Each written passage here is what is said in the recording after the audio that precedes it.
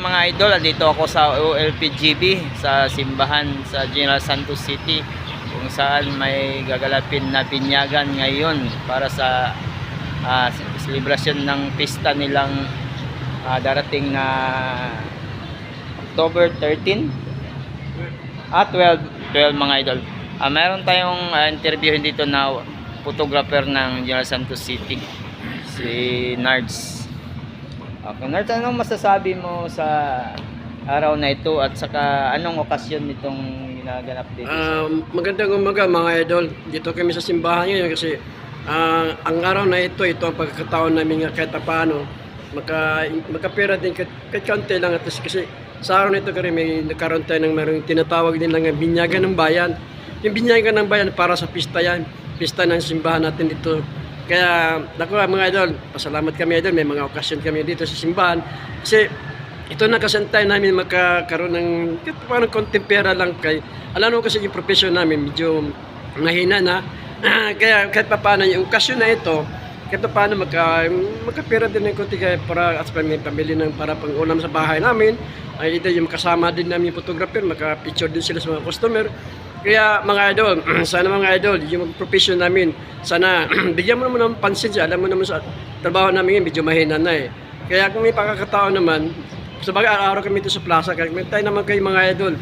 Pasalamat naman kami dito sa simbahan kasi, o dito sa plaza kasi dito naman araw-araw kami sa plaza eh. Kita paano naman, konting tulo na okay na sa amin. Kasi alam namin mahina ng trabaho namin eh. Dahil, alam mo, dahil marami ng mga gadget ng mga tao ngayon. Kaya kahit paano naman, basta naman kayo dito sa park namin, kung may time kayo, araw-araw ka po dito sa plaza, may time kayo gusto kayo pa-picture sa amin, at so maganda naman ang kuha namin sa picture para hindi kayo magsisi. At sa mura lang yung picture namin, hindi masyado kaming mahal eh.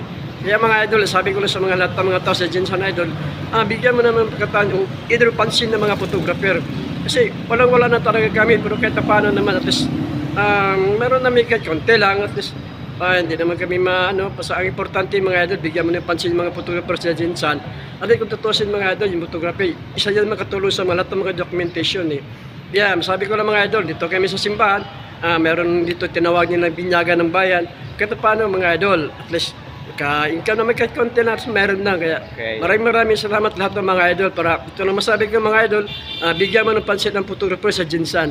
Maraming sa inyo mga idol. Good morning po sa inyong lahat po. May tanong lang ako idol, no? Anong masasabi mo sa ngayon na panahon kasi marami ng mga cellphone eh, magaganda ng mga cellphone. Anong epekto ng ating dyan sa trabaho natin? Alam mo mga idol, tama-tama sinabi mo kasi una napakalaking epekto eh. Kasi yung professional parang parang walang-wala na kasi alam mo na marami mga cellphone dito mga tao dito kaya kung minsan may pagkataon kami nga wala, minsan meron, karamihan sa amin parang wala eh. Kaya magkaroon na kami ng okasyon pag may mga palabas din sa simbahan, either mapista, kasal, ibinyag, ito na pagkataon namin mga kahit paano kahit konti lang.